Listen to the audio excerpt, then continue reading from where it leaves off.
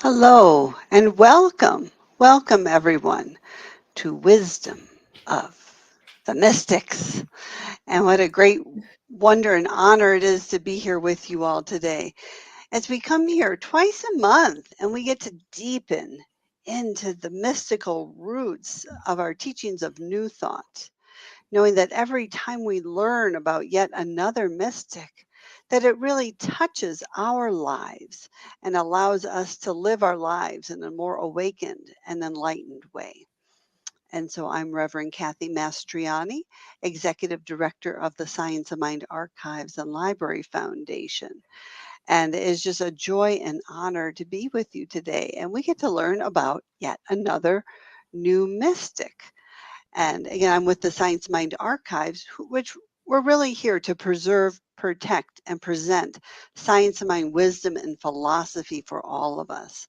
Our website, sciencemindarchives.com, is just so, it's just a great place to learn more. And so I'm honored here. I'm going to let my beautiful, lovely co-host, Laura Topper, introduce herself and a little bit more, and she's going to introduce our super guest and our mystic. So thank you, Laura.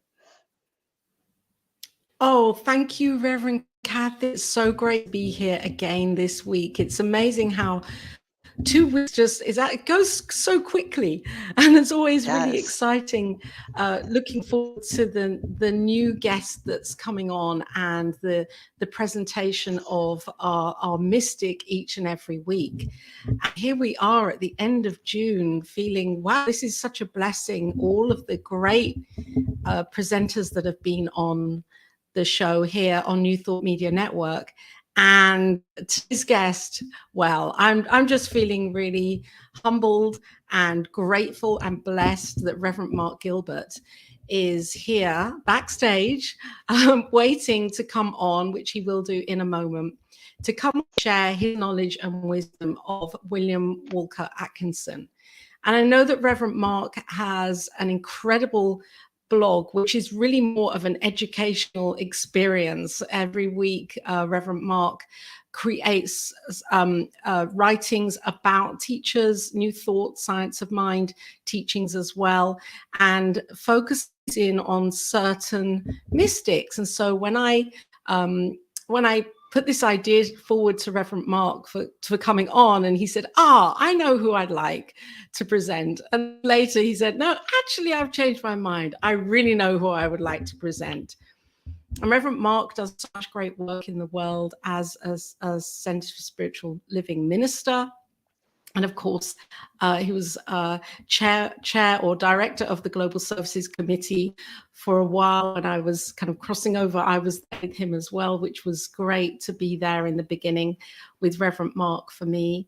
And Reverend Mark, I know, is a leader on the Leadership Council of the Science of Mind Archives. So his knowledge is absolutely tapped into in so many ways in our spiritual community as he shares his wisdom with the world.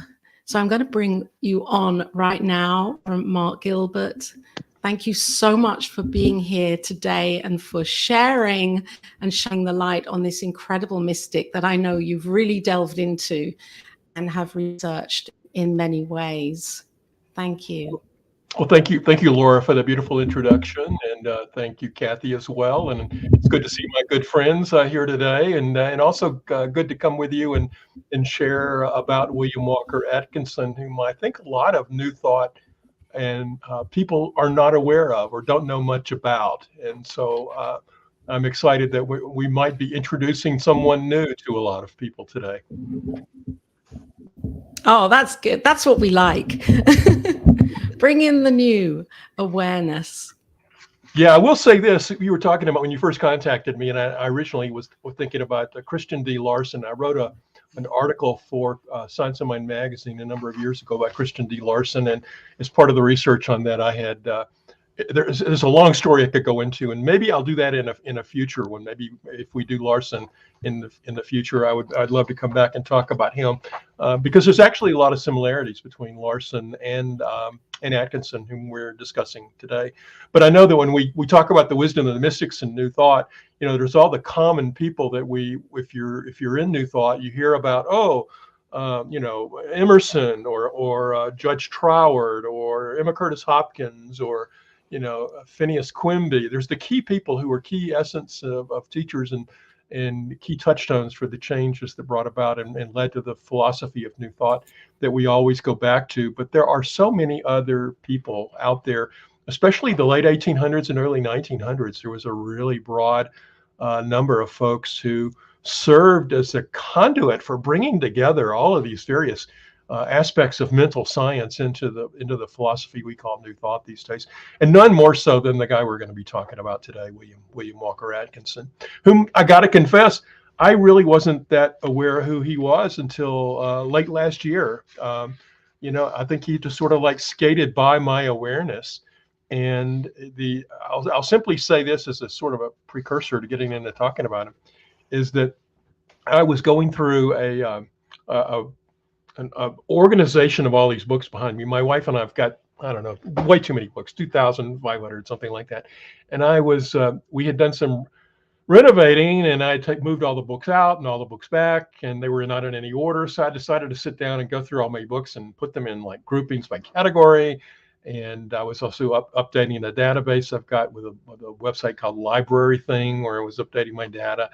And as part of all of that, I kept finding books I wanted to read. I go, oh my God, I didn't know. I forgot I had that book. I forgot I had that book. And I think we've all had that experience of buying books and going, where the heck did that come from? I didn't even know it was on my shelves. And one that I discovered and pulled off as part of that was this one. It's called The Kabbalion by William Walker Atkinson, writing his 3 initiates, and we'll talk about it later. But it was actually by discovering that book, it got into a stack of books that I said, I've got to start reading these books. And it wasn't the first one I got to. The first ones were some by Donald Curtis, who's a New Thought teacher of the mid-20th century. But then I got to this book, and I read it and went all the way through it. And I said, God, this was a good book. Why did I not know about this book? Somehow or another, I bought it and then just stuck it on my shelf. So there was some synchronistic event that led me to getting it. And the book was so wonderful that I rarely do this. As soon as I finished reading it, I started over reading it again because it was that good. And it said so many things to me that made so much clarity, that brought into focus about Science of Mind. That since that time, I've been recommending this book left and right to folks and encouraging them to read it. And what's interesting is it was published in 1908, and it's that old. But it speaks to where we are and who we are these days. And it helped clarify concepts of Ernest Holmes and Science of Mind and other things that I saw them in a new light just simply by reading that book. And the other interesting thing is, as soon as I read it and I started going down, well, why did I not know about this book? I went off and started doing like quick research, and come to find out, it's been having sort of a renaissance in the last 10, 20 years. I think because when it hit the 100-year anniversary, it had always been a popular book, but new editions came out. Not only the one I was mentioning here, but there's another one called that was the Centenary edition that's come out, and they're both excellent copies. So it's not a really thick book, and it's very, very great in terms of its content and its voice. But that said, not only do I recommend reading that book, but it made me wonder, who is this guy? And so as I did this research, one of the first things I discovered is that there were some videos out there by our good friend Mitch Horowitz. Mitch is, of course, a New Thought author in his own right, and He's published a New Thought historian book called One Simple Idea. And Mitch has some YouTube videos I discovered where he's talking about the Kybalion and discovering it and having the same experience I had about reading it. You know, he sort of encountered it, thought, it's crazy. He comes back and reads the whole thing and then reads it almost immediately in full, and then starts doing videos and talks about it. And then recently there was a movie that he and some other people put together all about the Kybalion and the concepts in it. So that came out in the last year or so. And so all of this is like hitting at the same time, Wow. these new editions of the book and people putting videos out. And so, you know, there's a lot there, but that brings us to who the heck wrote it and who is William Walker Atkinson. So, yeah. Yes. So you want me to talk about that? Wow. Thank you so much for explaining that and the journey of how you are here now with the book. That's incredible that you found it. Yeah. And here you are with it. I love it. Yeah. I'll tell you a little bit about who he is, and just as a background. And you know, he was born in 1862. He was in Baltimore, Maryland. He was a lawyer, and he had an interest in the occult and studying Eastern religions and things of that nature. He moved, and because of a snafu in his move, they said, you've got to reapply for the bar. So he had a period of time where he didn't have his status as a lawyer. So he used his interest in the occult and mental sciences to start writing in that area. He did eventually get his bar license back and still was a practicing lawyer. But he also had, because of the stresses of being a lawyer, he writes later in life about the fact that those stresses made him question the path he was on as being a lawyer and all the things that he was doing and having to do in terms of that and the illnesses that was bringing about. And so in that, he decided to practice some of the concepts of mental science and mental healing that he was reading and studying, and discovered that they helped him through this crisis. So he then says he wants to learn more about these things that have helped him personally.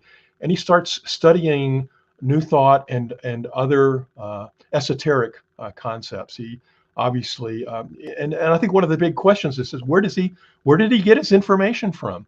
And Mitch Horowitz in his book, One Simple Idea, says that Atkinson studied with Emma Curtis Hopkins, who we all know as one of the, teacher of teachers, that she taught Ernest Holmes, and she taught the Fillmores who started Unity, and she taught many of the people who were influential in divine science and so many others. But, apparently Atkinson moved to Chicago and did study at a time with Emma Curtis Hopkins. He also studied, according to Mitch, with a woman by the name of Wilmans. I'm sorry, excuse me, just a second. He studied with Helen Wilmans. Helen is a famous early New Thought writer who has an interesting story in her own right. She was a housewife who followed her father or her husband around the country. He went out to the West in the gold rush and had some successes and failures. And long story short, she leaves her husband and goes and studies and becomes a New Thought teacher, and has people who are writing into her for correspondence lessons. And she ends up starting the town of Seabreeze, Florida, with her husband, where they publish and sell New Thought teachings. And because of a move of a post office, she has some bouts with the postal authorities in the United States, and they ended up temporarily shutting her down. But so she's this other New Thought teacher that was influential on Atkinson.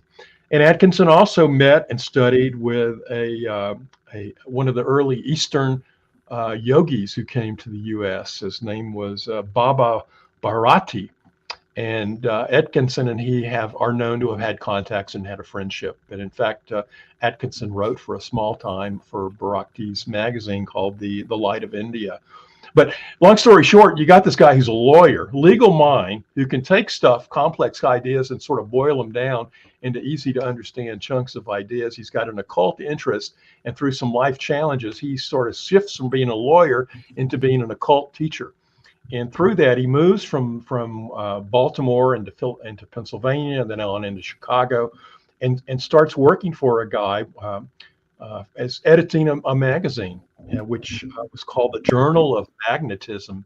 And this was in the year 1901 that he takes on the editorship of this thing. A guy by the name of Sidney Flower, another early New Thought proponent who had a lot of magazines that he published back in the late 1800s, early 1900s.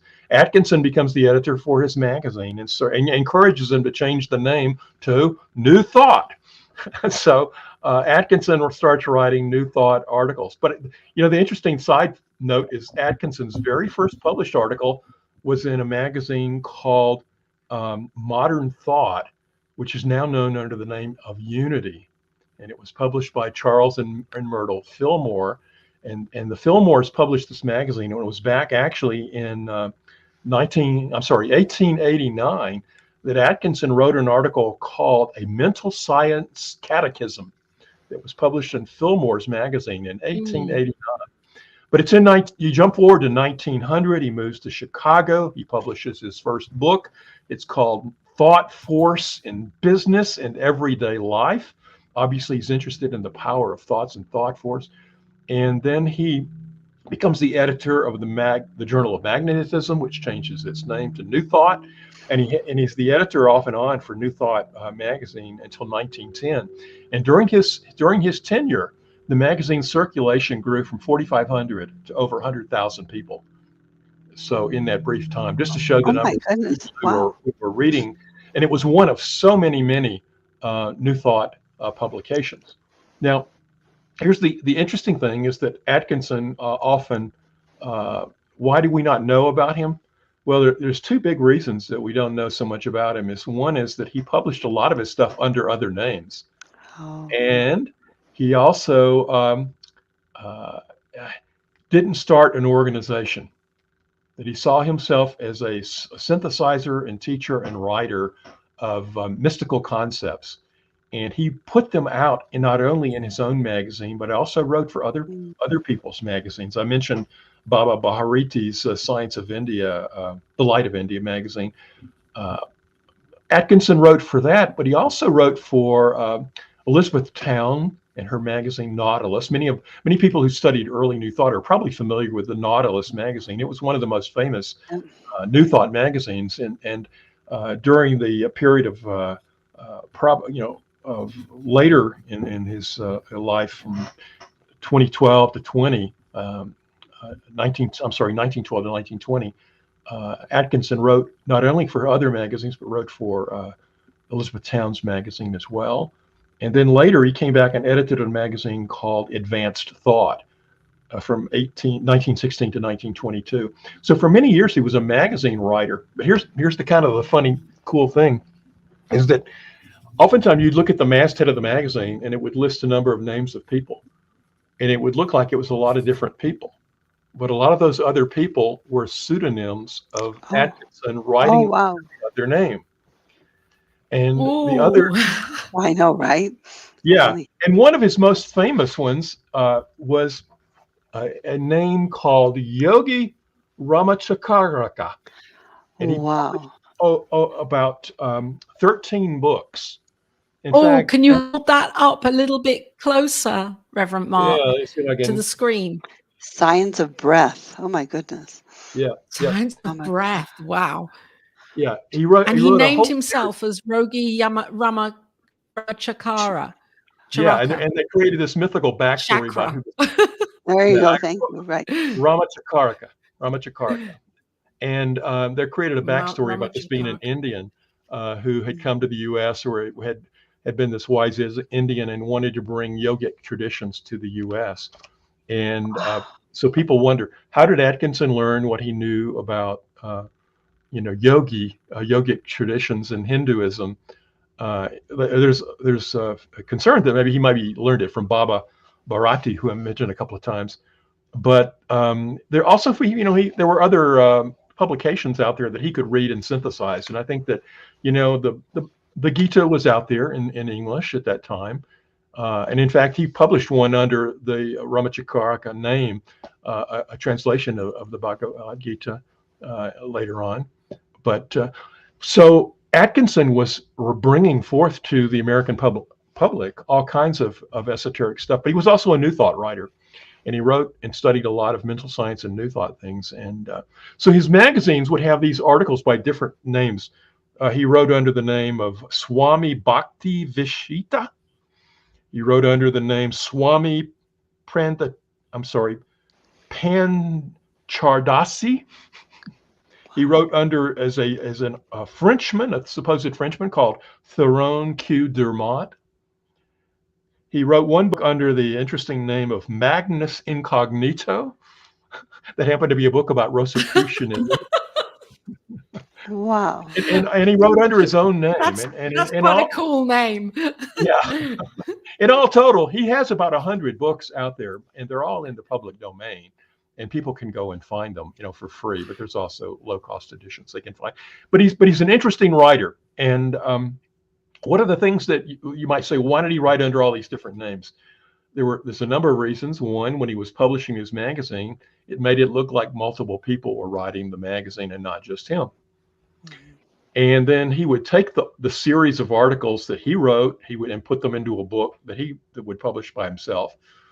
He would take the articles that were written by Yogi Ramachakarika and put them into a book, and then by some of these other names as well. So he would write under these names for his magazines and then aggregate the articles by those people into books by these other names. And he had a theme or topics. Every person who wrote had sort of an essence. So the Eastern philosophy and Hinduism were the Yogi Ramachakarika books. But he also wrote, a lot of self-help and positive thinking and new psychology books that he published under his own name as Atkinson or under other names. And the books when he became a Frenchman, pretended to be a Frenchman, those were generally business-oriented books. They were books that were using the concepts of New Thought and the mental sciences to teach business concepts to people. And he wrote them under this Frenchman's name. So you've got 100 books. Many of them were co-authored with other. A lot of them were co-authored with other books.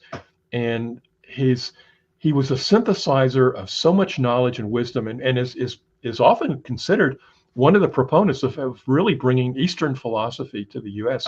through his writings as this yogi.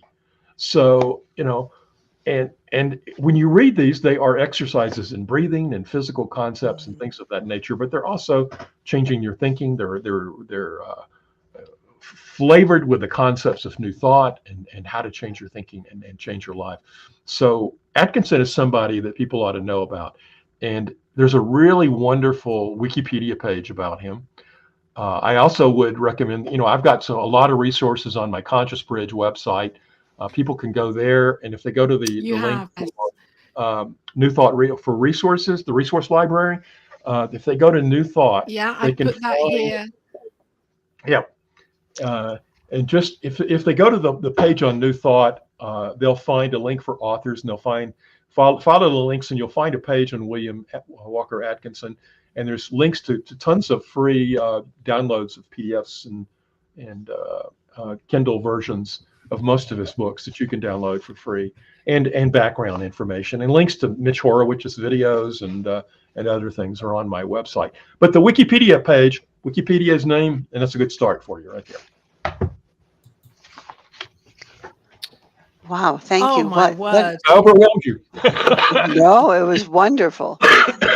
Oh, it's intriguing. Yes. How he tuned into so you go, Reverend Kathy. I just was going to say that I'm so grateful to learn about him, and I just love his Eastern philosophy that he's bringing in, because that was very influential for Ernest Holmes. Towards the end of his life, he was studying Sri Aurobindo, and I mean, just kind of fascinating that he took on this persona of an Eastern yogi. And during the time, Paramahansa Yogananda came to the United States in 1920. And so they just celebrated the 100th anniversary of Yogananda. And at the Parliament of the World's Religions, there was a famous yogi, I think it was Vivekananda. Right, in 1893. Yeah, many thought that Atkinson and he met, although there's no evidence of that. Okay, I was wondering actually that too, but it's just he must have so embodied this teaching, that he could, speak to it and write to it, and become it in a way. Yes, yes, and bring it out so that people think that he really is who he is in terms of these alternate personas. One of the things when you start reading about him, you start wondering, well, who else knew about him? And obviously he was really in the mix back in the early New Thought influences. Charles Braden, in his famous History of New Thought that he wrote back in the 1960s, he references Atkinson only a couple of times, and one of those times is to mention that Atkinson was a major influence on Fenwick Holmes, of course, Ernest Holmes' brother. So Ernest obviously knew about Atkinson, and you talk about Holmes you're reading The Life Divine and Aurobindo late in life. One of the things, if you go back and read the George Bindle's bringing forth the transcripts of Holmes from his later years. I think they recently were republished as the Holmes Papers, and but they were under that it was Holmes talking to various groups in the 1950s and in the latter stages of Holmes' teachings, and one of those things is a history of New Thought.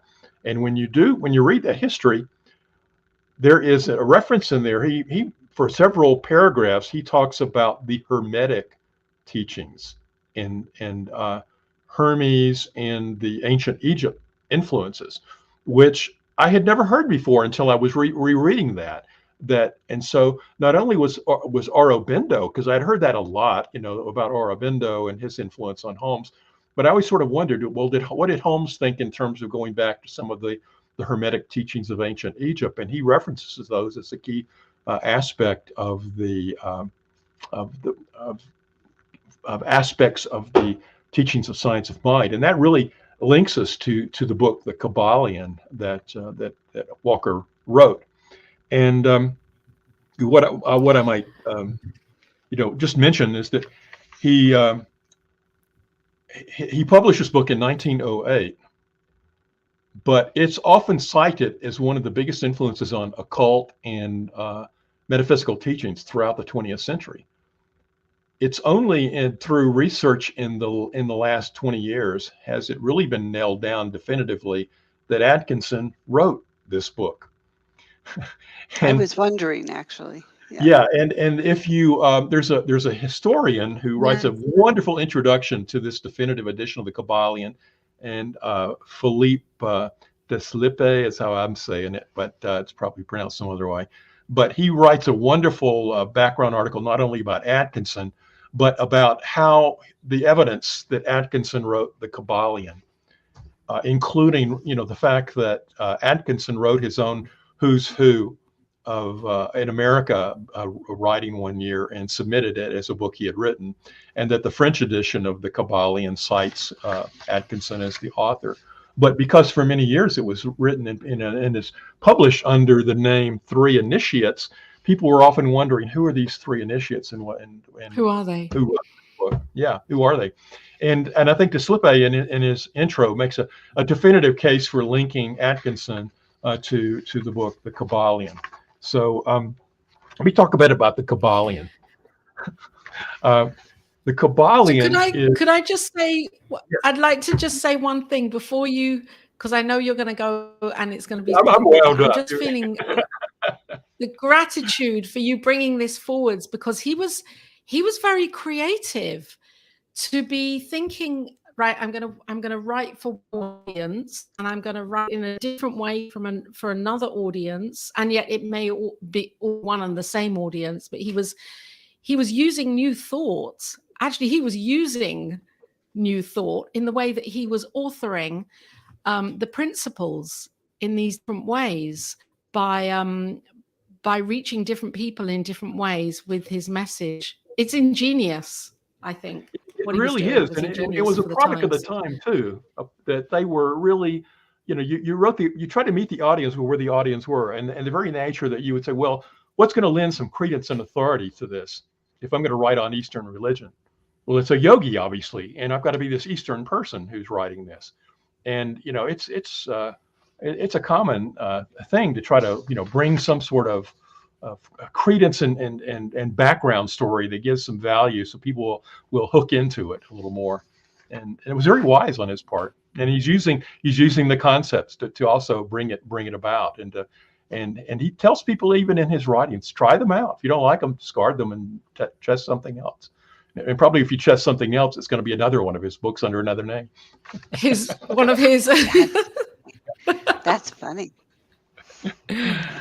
Yeah, go ahead. Yeah, I had the honor of taking Dr. Tom Sanders' class. He took the extension study course to The Science of Mind by Ernest Holmes, and he did all 48 weeks of it. And he absolutely referenced the Kabbalion too. And that was the first time I'd ever heard of it. And so to hear it come back again today with you and learning more about William Walker Atkinson is just really fascinating. And so again, it's definitely part of New Thought and part of our philosophy. So this is sweet. And Kathy, I had never really thought too much about the whole aspect of going back to teachings of ancient Egypt and Hermes, as being an aspect of science of mind, because it's not something that's often mentioned or taught in any of our stuff. And so to read this book and then to go back and read Holmes talking about the Hermetic teachings and their influence on him, it sort of, for me, gave credence to the fact that Holmes was obviously well aware of the Kabbalion and the concepts of Hermetic teachings. So I guess I should say, what are we talking about with Hermetic teachings? Let me just mention a note on that. The aspect is that in ancient Egypt, before the modern times, there was a wisdom traditions that were passed down orally. Depending upon who you hear or talk to about them, these could go back for the time of Moses, or they were influential to many of the people who were in the Old Testament of the Bible.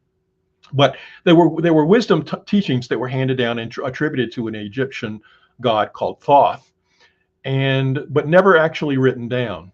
And of course, if for those of you, as a quick refresher on Egyptian history, in the latter ages of Egypt, the Greeks and Alexander came in and took over, and they started taking the traditions of Egypt and writing them down. So you had the Hellenistic Greeks coming in, and for the first time, taking the oral traditions of the ancient Egypt teachings and putting them in writing.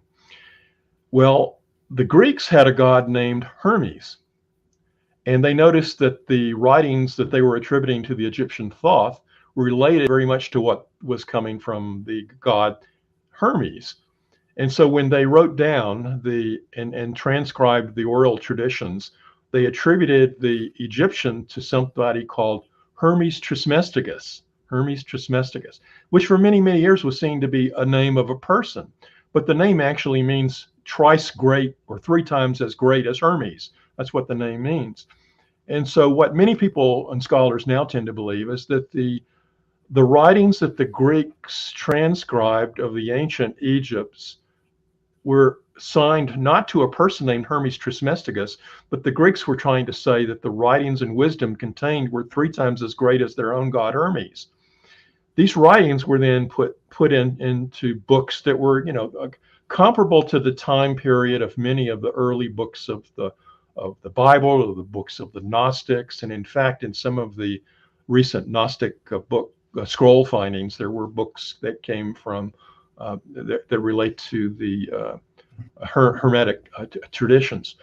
So this is where it actually comes from. And then the books went underground during the Middle Ages.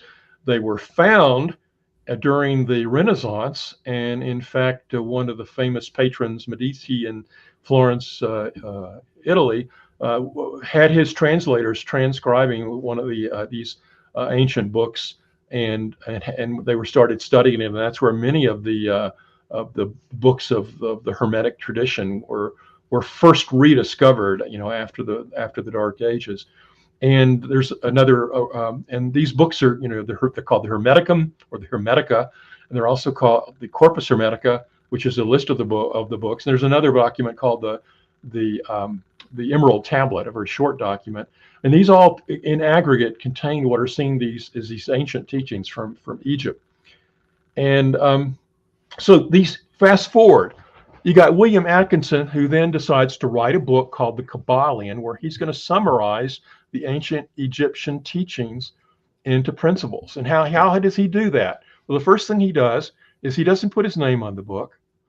He pretends he's writing as three initiates who are bringing forth the teachings of the Hermetic tradition from ancient Egypt, that they are, he references and uses as a literary device the reference of another book that he quotes from in this book. The ancient book that he quotes from is called the Kabbalion.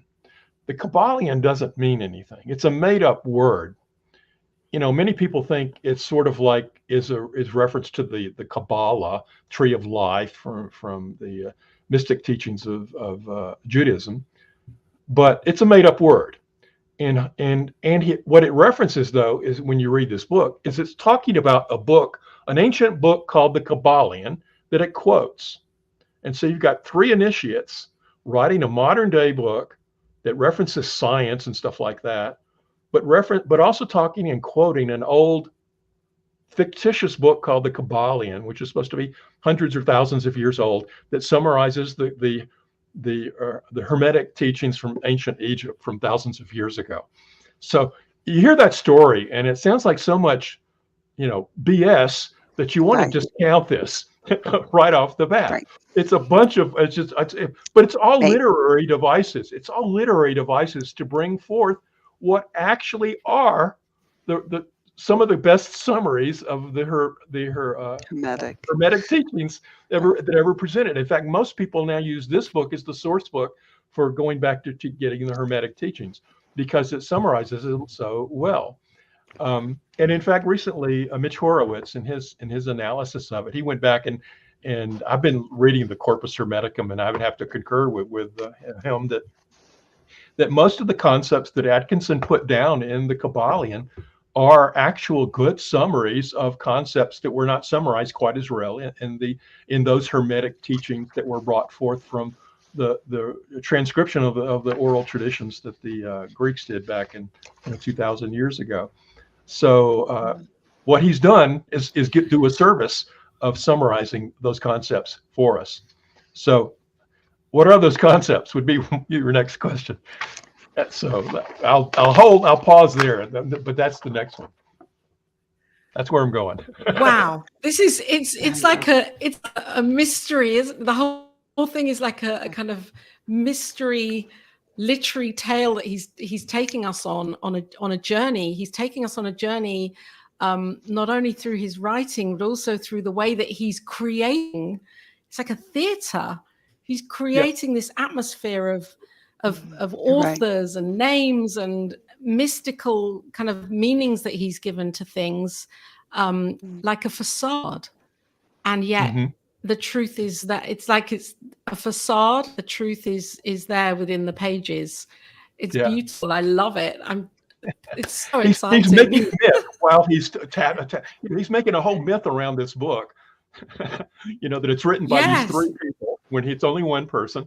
That it's all about a book that didn't exist, which he fully quotes from off and on in here, but the kernels of the wisdom that are in the book is what's really important, and that's where I think that's why I encourage people to read this, because it gets into the key principles that he outlines, and you go, wow, this makes so much sense, and it puts other things in perspective, and that's why when I think that Holmes in his later years says, that one of the key influences on Science of Mind was the Hermetic teachings.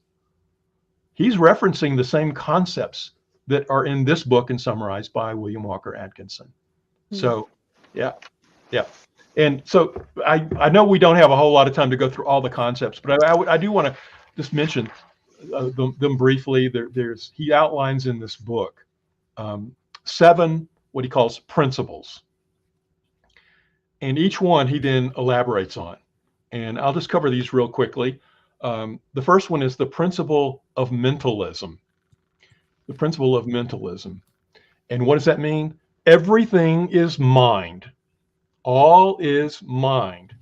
that we live in a universe of mind. And so that's one of the key teachings of science of mind, is that all is mind. You know, he begins by talking about what he calls the all.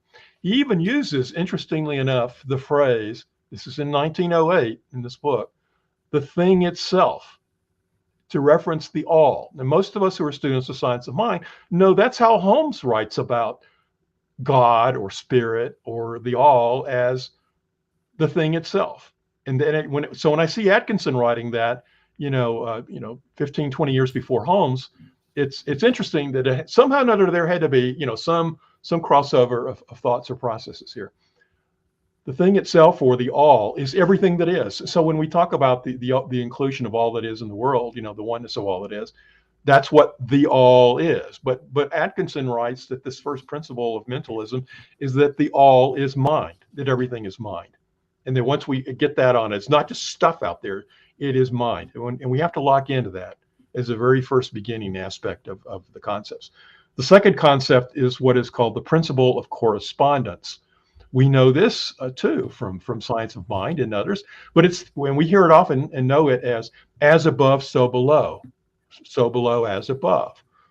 Well, this is one of the Hermetic teachings.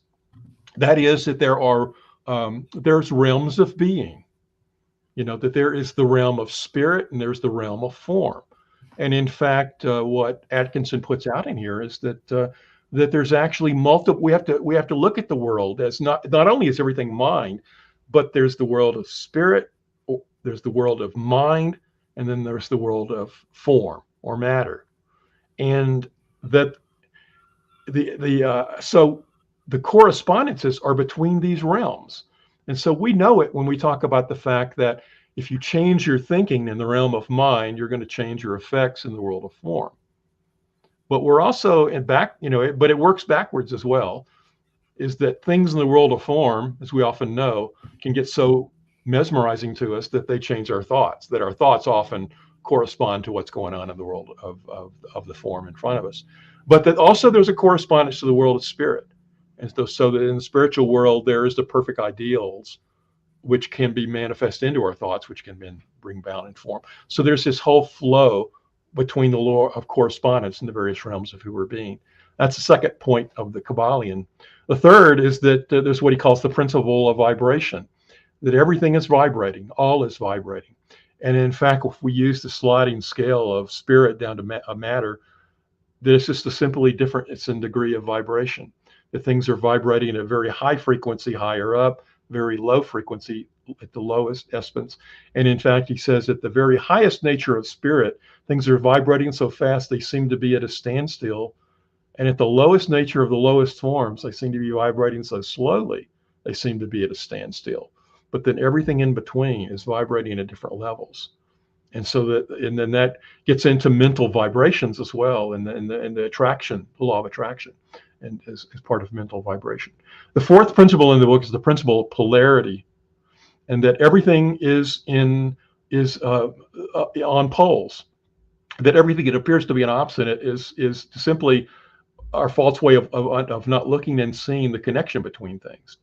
So that good, when we talk about good and bad, there's not just essential good and essential bad. Everything is in a degree between good and bad, between hot and cold, between spirit and form. That there is a gradients of degrees. We tend to think I'm flipping out of form and into spirit. No, we're moving up a gradient in vibration, and to more into the mind, the realm of emotions and mind, and then into spirit. So that's the rhythm of polarity. I'm sorry, the principle of polarity. And then the fifth one is the principle of rhythm, that everything is moving back and forth, that there is a flow back and forth, and that we can see this rhythm. And so then what we want to do is to know that naturally all of life is a rhythm going from one flow and one side. And we can see that in our lives. Good things are happening, bad things are happening, We're in a pandemic. We're not in a pandemic. We're in this. We're in that. And and the thing is that what we want to do is to use the other principles, the principle of knowing that everything is mind and that there's a law of correspondence, to say, okay, I can mitigate. Things are going to move, but I can mitigate my reaction to it. and control it more by using my thoughts. And the more I can control my thoughts, the more and the more I can then mitigate the negativity that I see when the natural rhythms of life move. So I tend to now move in a dance in the flow of life, rather than letting life, drag me from one place to another. I'm in a dance, and if I can get in that flow and in that rhythm, then I'm more joyous in the expression of life. The next principle in the Kabbalion is the principle of cause and effect. That everything that is seen as an effect has some cause somewhere, and that cause, it gets into the concepts that we're familiar with in New Thought, that causes can be either primary causes in consciousness, or they can be secondary causes of form hitting form and making things happen. But what we want to recognize, that everything that we experience, either in our own awareness or in the world of form, had a cause somewhere. And for us to be able to track it back, those causes can be either other secondary causes in the world of form, or we can recognize the law of correspondence to see that the thoughts at some point, a thought somewhere created the initial form that led to the sequence of things that appear to be form hitting form hitting form. So that's the essential part of the law of cause and effect. And the final and seventh principle in the Kabbalion is the principle of gender. Everything has sex. Everything has a creative aspect to it.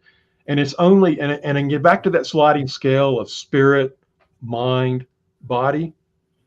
In the realm of body and matter, we tend to think of gender as sex, sexual acts, sexual union, etc. But sex is only the physical out picturing of the gender. Gender is a process of creation. And this gets back to why we often in Science of Mind talk about the fact that conscious awareness is masculine, and then the law is feminine, because that's what they're really getting at, is that there is within everything, at every level, gender with creative ability.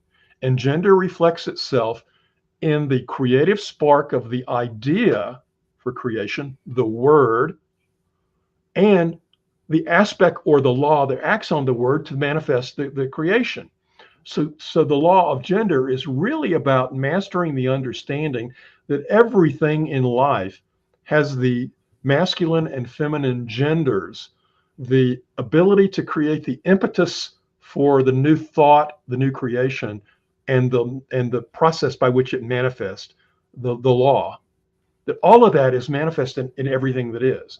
And the more that we can manifest and see that we can tap into this creative law of gender, the more then we can use all of these principles in concert to be what Atkinson called the law of mental alchemy.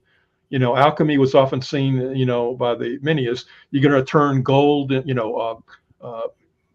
base metals into gold. It was all about the physical life. But the true part of transmutation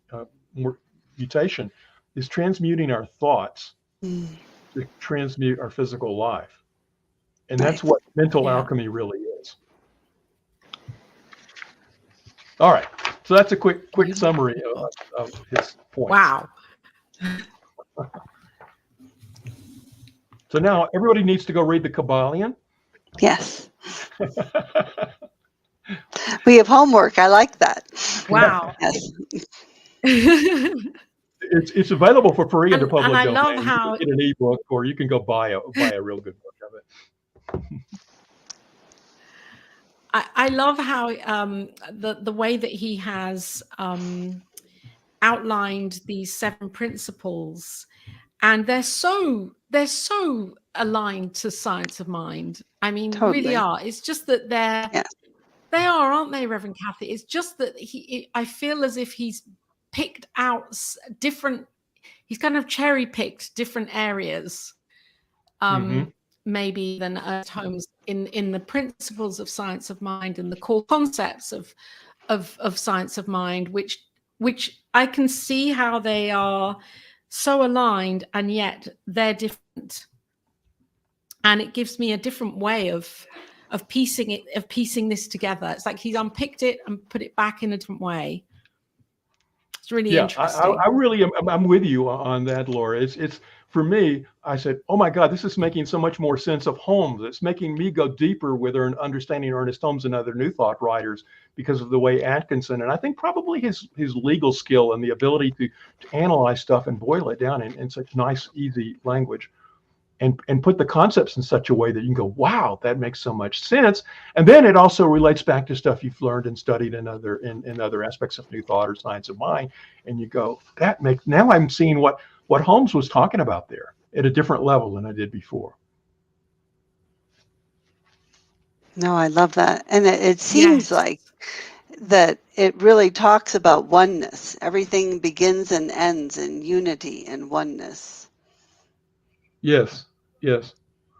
Yeah, and peppered through this, and I didn't stop to read some of them, are little quotes from the fictitious ancient book, the Kybalion, because throughout the Kybalion are quotes from the fake book, the Kybalion, which is supposed to be the book. Yeah, and I just give you a couple of quickies here. Here's talking about polarity. It quotes the old Kybalion as saying, everything is dual, everything has poles. Everything has its pair of opposites. Like and unlike are the same. Opposites are identical in nature, but different in degree. Extremes meet.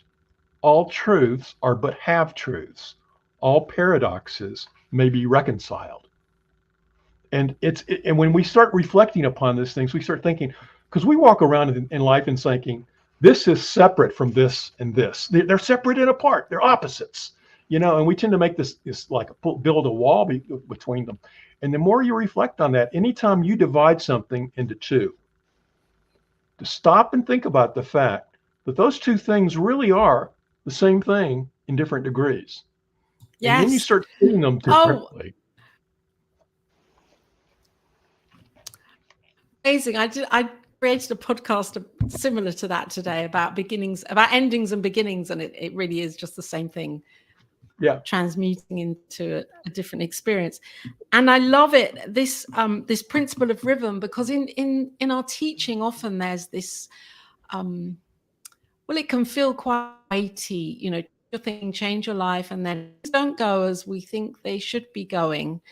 There's this thought process that can happen of, oh, I've got it wrong, or I'm not good enough, or I'm not I'm not work properly, or I need to be better at my own inner self, or my personal growth. That there can be a kind of judgment that is placed upon life seemingly not working properly. And I love this principle of rhythm. He's accepting here that there is this flow, that it's not going to all look the way we think it should be looking, because there's this natural rhythmic experience that's happening where we have to experience all of it.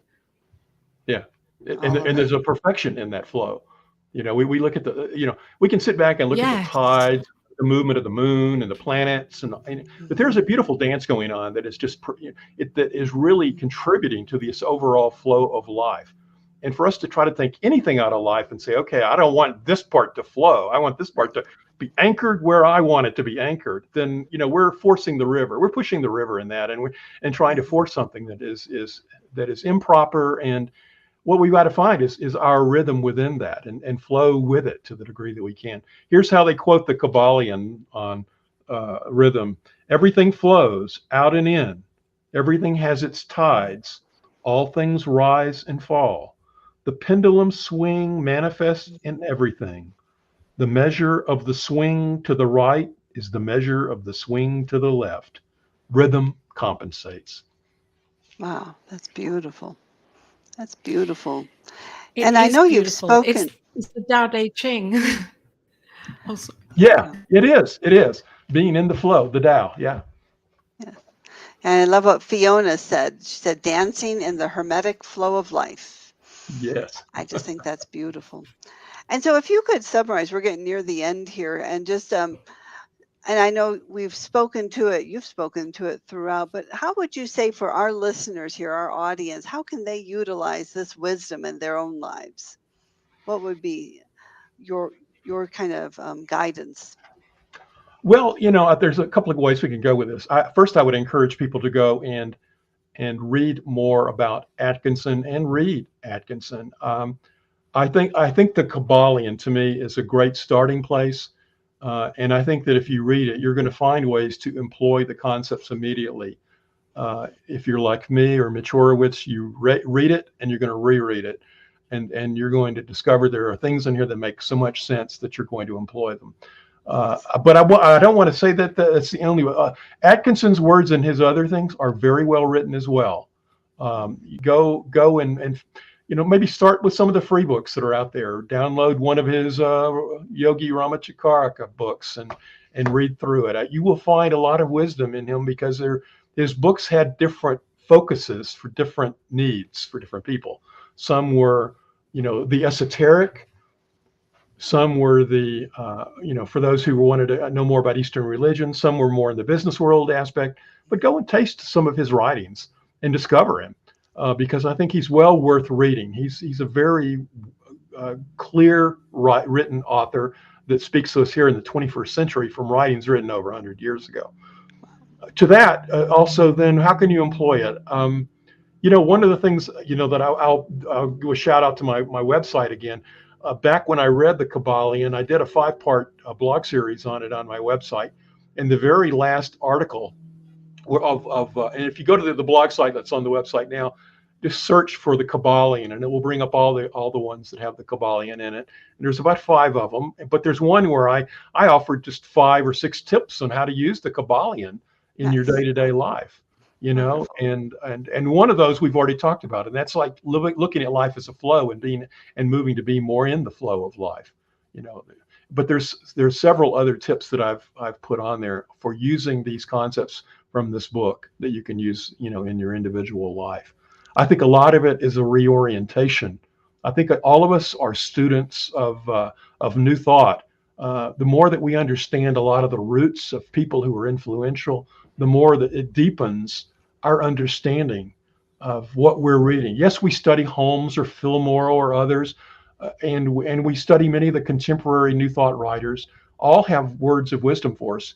There's such value in going back to so many of these people who were prolific and influential in the founding days of New Thought. And I think a lot of their writings can still speak to us in these days. Cool. Thank you. That's beautiful. Profound. Thank you. Yes. Well, thanks for having me on. It was a lot of fun. I know I rambled on, but I got excited. It was perfect. It was perfect. But that makes all of us excited. That's why you're here, to ramble. I know, exactly. Yeah. A great ramble. Well, I hope everybody learned a little bit about Atkinson today and get encouraged to go check him out. Thank you. And do you have any classes or workshops or talks or that way people could reach out to you and learn more about your sacred work? The Science Mind Archives is so blessed to have you on our board of directors, and we have a special committee called our Super Committee, which looks at our collections. What do we have? What do we need to bring in? And how to get it out to the world. And I will give a shout out that Reverend Mark has taken it upon himself to bring out, quote, in air quotes, new Ernest Holmes on the Science Mind Archives website. I mean, he just took it. I mean, we're constantly adding new Ernest Holmes on the sciencemindarchives.com website, thanks to Reverend Mark. But so how can folks kind of reach out and learn more about you? Well, you certainly can go to my website, consciousbridge.com. There's links there to obviously all my materials, as well as a link to my YouTube page where I post videos. I've been taking some time off for the last month. But you're going to see new content coming out there very soon. As far as classes, I am teaching some classes for Centers for Spiritual Living. Anybody who is just going into Prac 1 this fall they can certainly sign up for that class. That's the only one I've got currently in the works. But I'm looking at some other content, and I'm looking to bring maybe something out about the Kabbalion. I did I was leading a session at a men's retreat earlier this year and did a whole thing on the teachings of the Kabbalion and applying them in our lives. And that may be something I'm pushed to do here shortly, because I think that this book is a very valuable tool for all of us. Yes. Oh, well, thank you so much for being here. Yes. We sure appreciate My you. pleasure. Have me back, and maybe we'll talk about Christian Thank D. Larson. you. That'd be fun. That will be Love that. amazing. Yes, that will be amazing. Thank you so much, Reverend Mark, for being here. And I know that you are presenting also on the Science of Mind conversations, the textbook conversations here on New Thought Media Network. So That's right, including listeners, this if you'd Saturday. like to hear more. This Saturday, there we go. So tune in this Saturday. New Thought Media Network. Mark will be sharing about a certain section of the textbook. And I'm not sure which Teachings section it of the is. Mystics, Mark ironically. knows which. Oh, There we go. Teachings, Fantastic. yeah. You're in a mystical week. And thank you to everybody that's been here, sharing and commenting. We really value you for sharing your insights and supporting this program and the network. Of course, we are a global focus ministry, ministering these teachings in so many different and wonderful and exciting ways every single day of the year. Wow. I think even on Christmas Day and all different religious and spiritual holidays, and we are here shining the light to empower us to know love.